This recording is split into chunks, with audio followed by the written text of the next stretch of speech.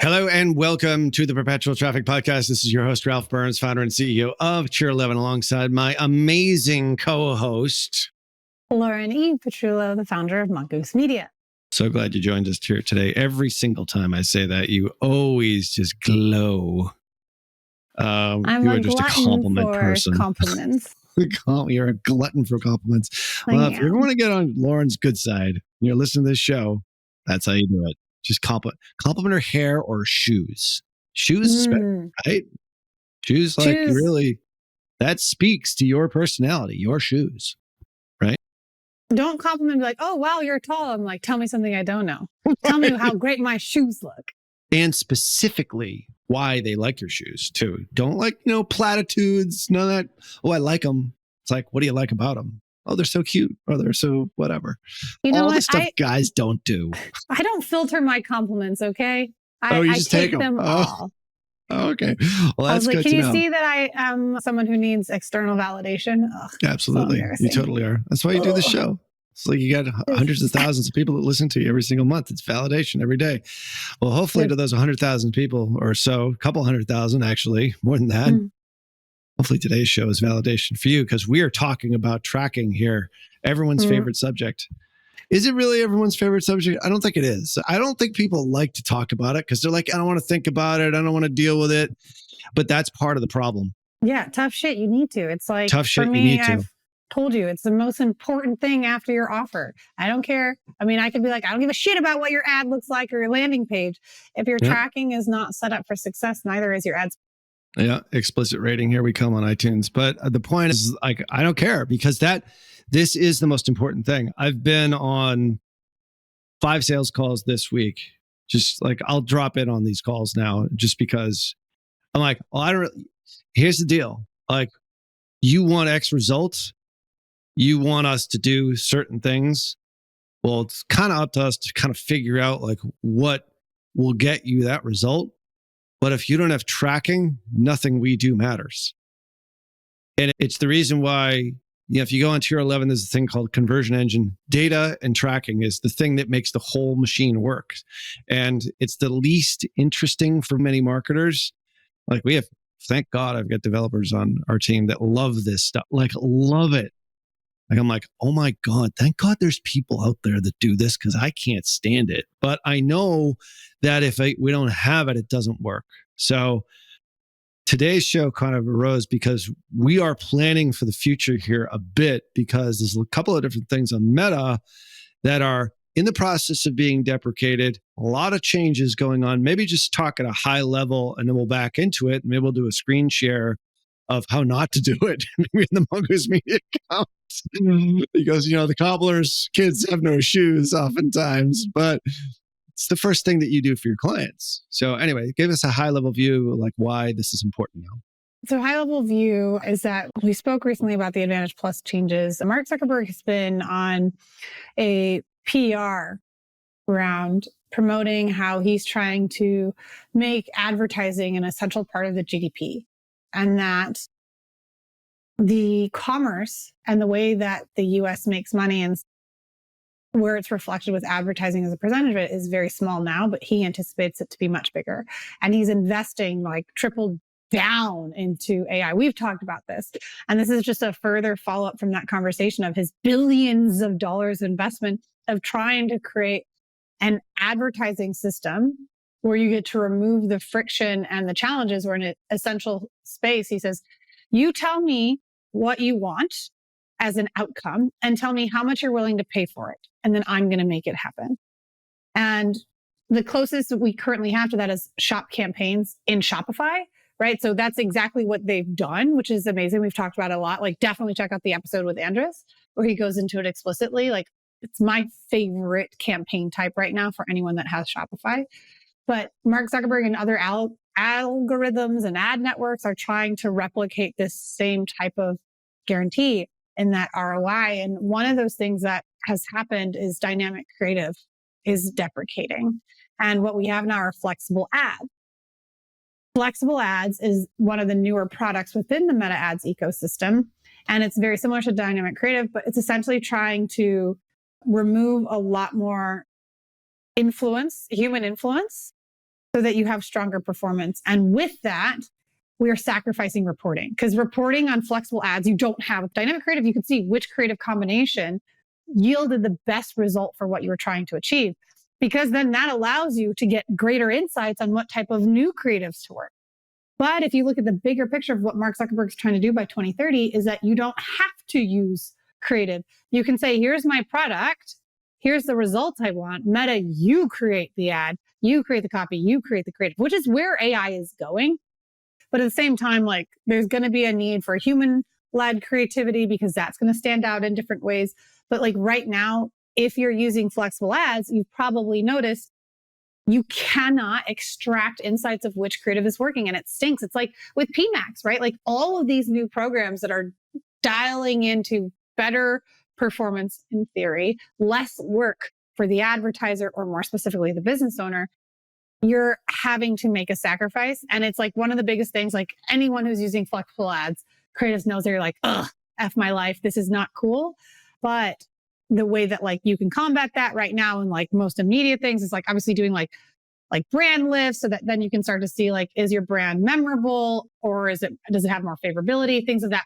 That's a whole separate issue. The biggest thing though is reporting is deprecating. The influence and creative strategy available to you when you don't have to spend time and energy on some of these things is coming, and at your basis is going to be reliant on the data you put into it. So none of it all matters if you've got dirty data. It hasn't quite happened yet, the way that he's explaining it, but this has been talked about. I mean, I can't tell you how many years this has been talked about. It's like, oh, we just want to be able to, put in the result.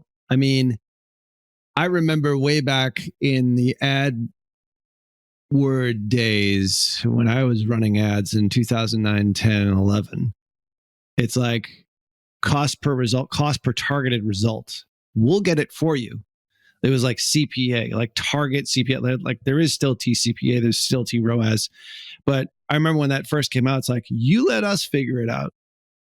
And like there was hints of it. That's almost 15 years ago.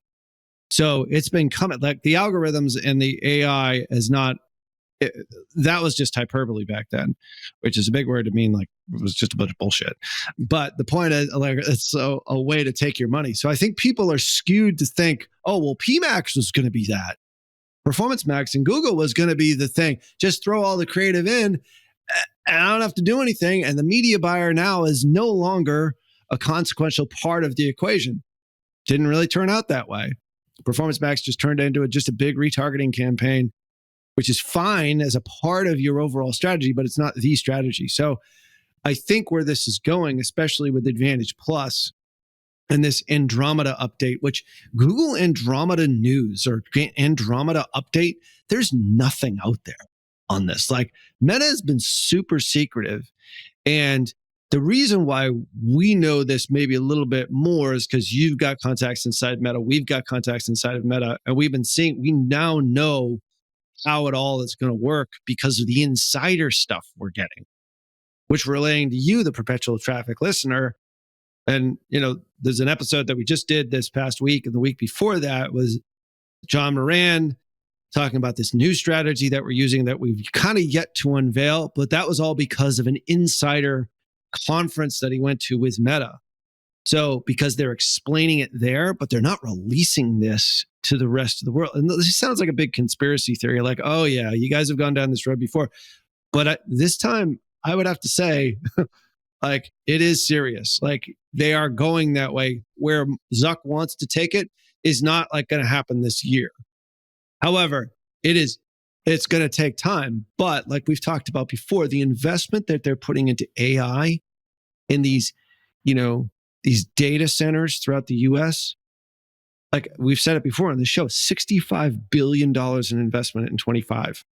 That is a boatload of money. Like that is an incredible amount of money. And the only reason why he's doing it is because it serves the purpose of ads.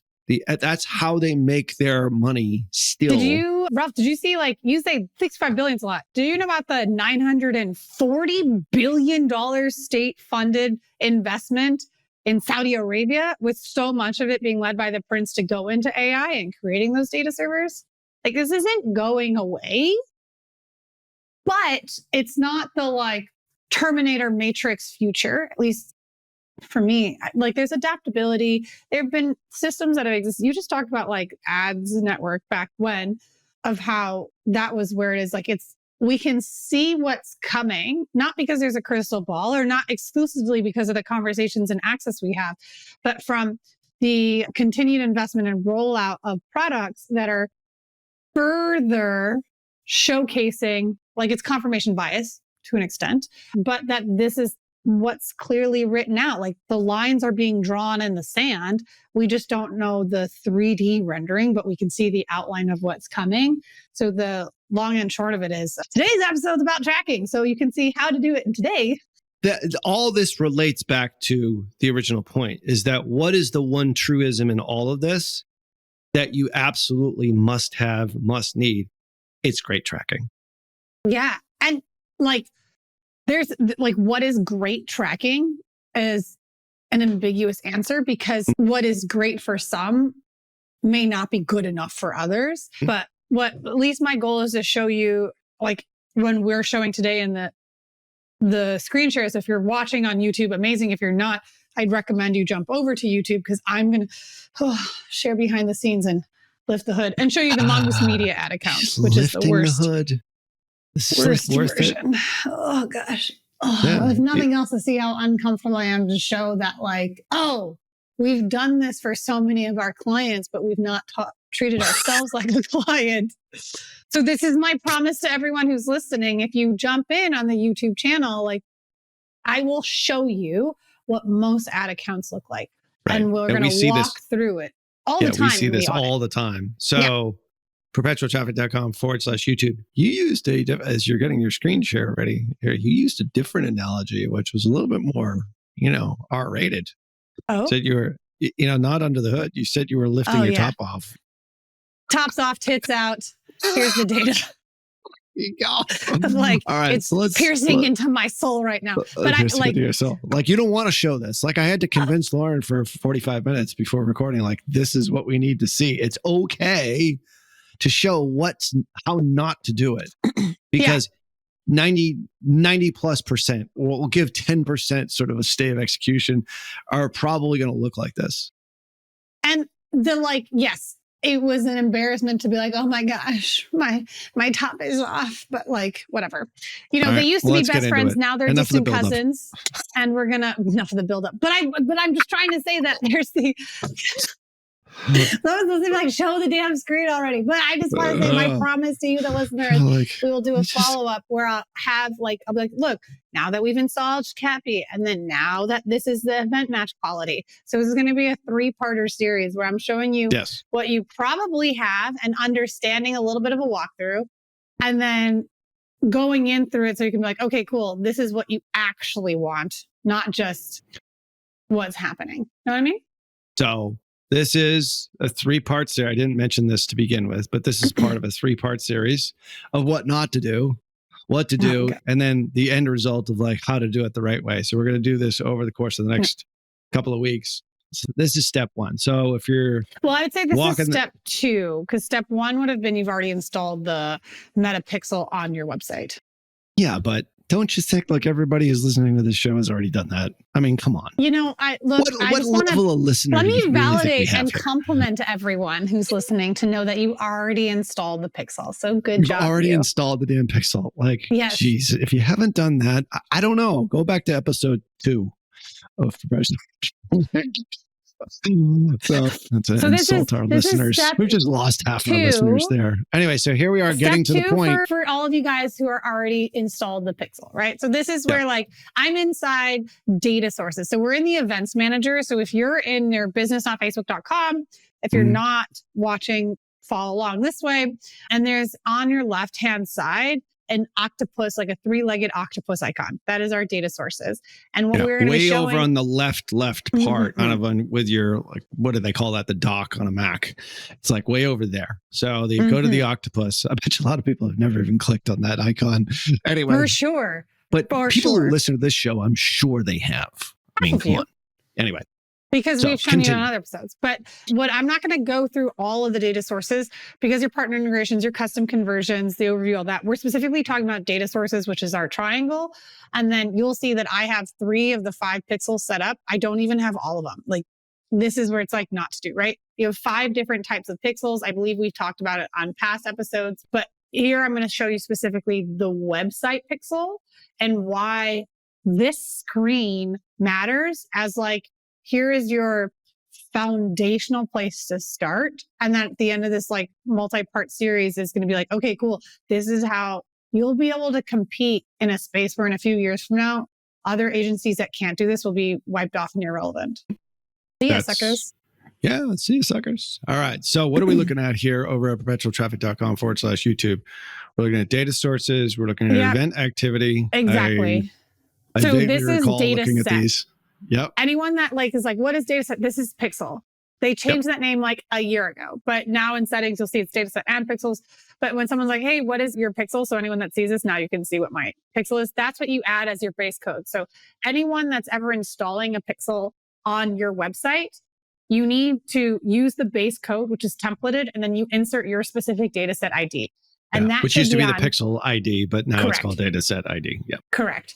And that dataset ID, that needs to be on every single page of your website. Every single page of your website needs that base code so that then you can have a page view. Right.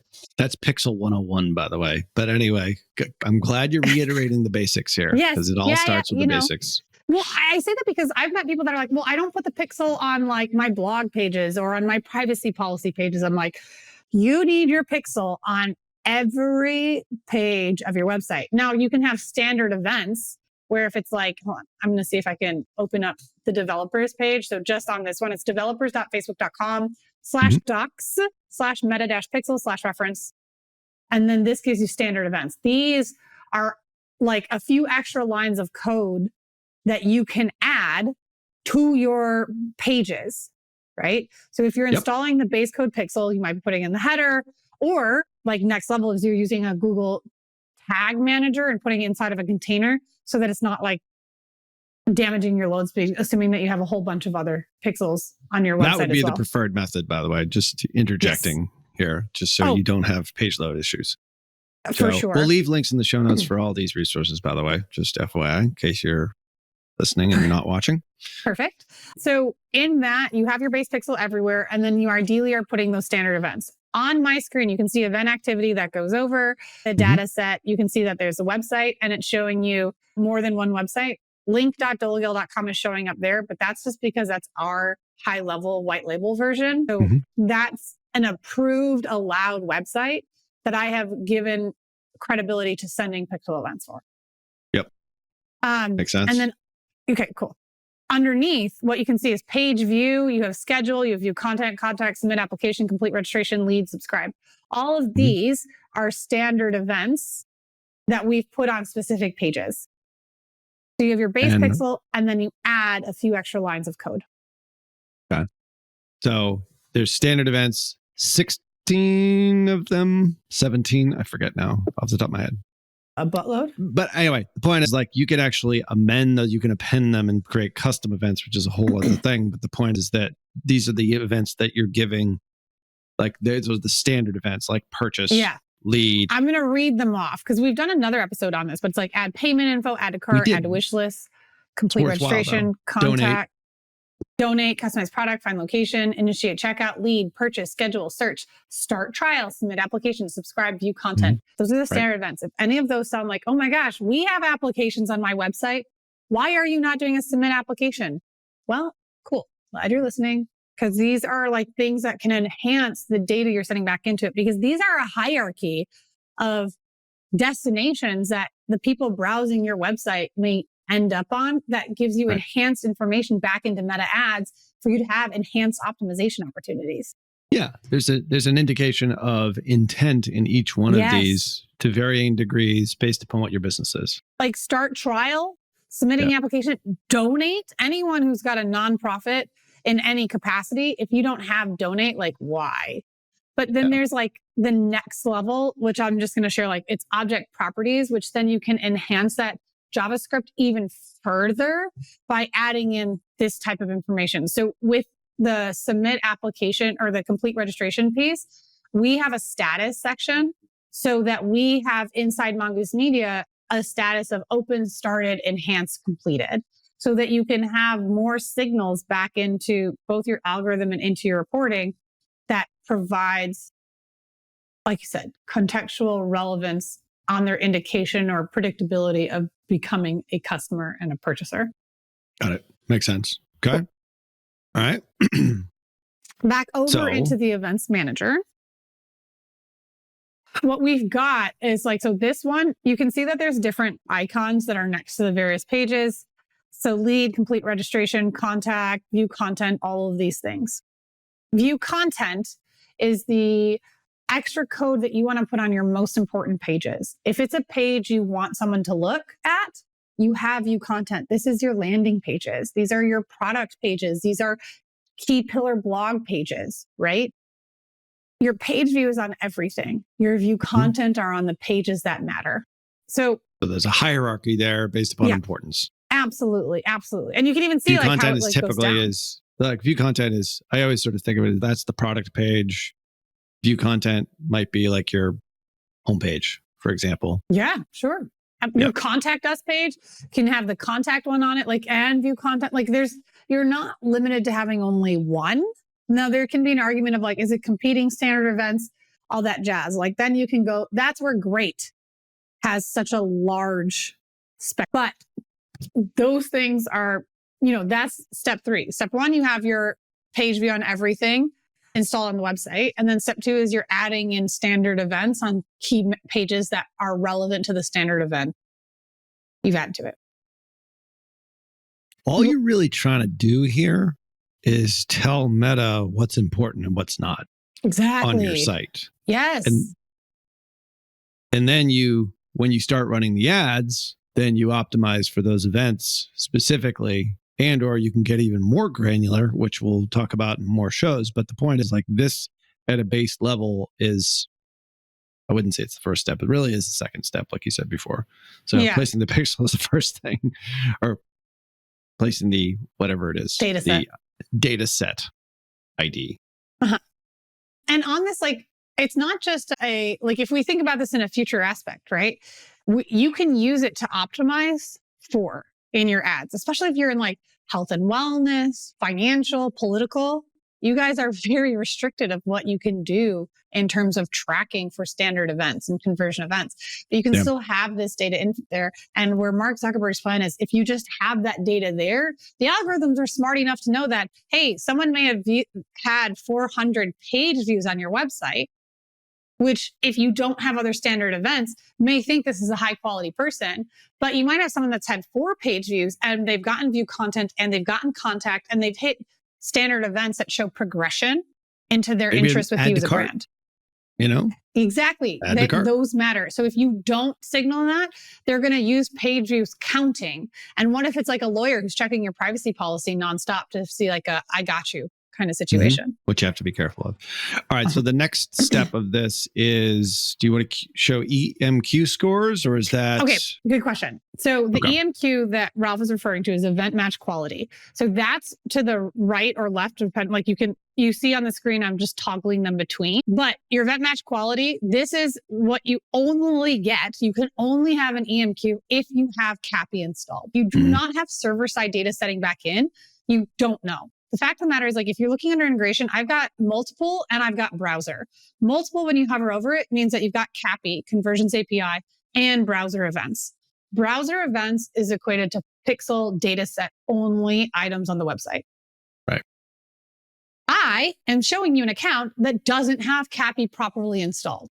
We have not set up our integration with Stape. We have not set up the containers correctly. We are purely just on like basic level 1. We've got the pixel install on the website and we've got some standard events in place. we have been redoing so much of our website. So I know that we've neglected this. I own it, but I'm showing you how not to do this moving forward, because now I'm going to be holding myself accountable to you all to show you how to go from this to what we actually want, which will be EMQ scores, event mesh qualities of 8 and above. All right. Just explain to everyone the difference between browser-based tracking and CAPI integration. Just at a base level. You also have a graphic that I sent you earlier, which you could show if you would like. Yeah. So CAPI, you can see it's like data that's going from the server side using your APIs connected from whatever your algorithm is to go back into server side. And then what the event matches, you have the user who's clicking, interacting with your ads, the activity that they're doing on the website, right? You have your browser side information here, which is your pixel or data set. So if they have cookies disabled, if they are on like incognito mode, all of your pixel browser data is obsolete. They've opted out of the ATT prompt, for example. Yeah. For iOS 14 originally, now 17. Okay. So all of that browser data, which is blocked, those are users that are going to be blocked. CAPI is a solution for that using server-side tagging, which we show here. Yeah. So where you have the stop sign is like, you can't send that data back into the algorithms for optimization. But if you have Conversions API, CAPI, installed, then that API sends that data back in for stronger optimization. And then the event match quality, or EMQ score, is how well those events actually match each other from what's happening out in the real world, in theory, versus what's being captured by Conversions API. And it's given a score 1 to 10. Anything under 8 for your purchase conversions means your CAPI is not installed correctly. You need to have at least an 8 and above for your purchases, and you should have a 7 and above for your add to carts. And what you want is a higher EMQ score that shows the browser data that you're getting, that you're sending, matches the server side. And if you don't have that match, you need to understand or reconcile with your ad performance strategies on that, because what you want is that the data that you have matches with the customers, right? So you should be able to be sending information like name, phone, email address. You can have enhanced information sent back, so you have better matching of who this person's on your website and the likelihood of like connecting them to an actual user that then Meta can retarget later. That stuff is mission critical if you want to stop optimizing for mediocrity and going after the people that are taking the conversion decisions you want. Right.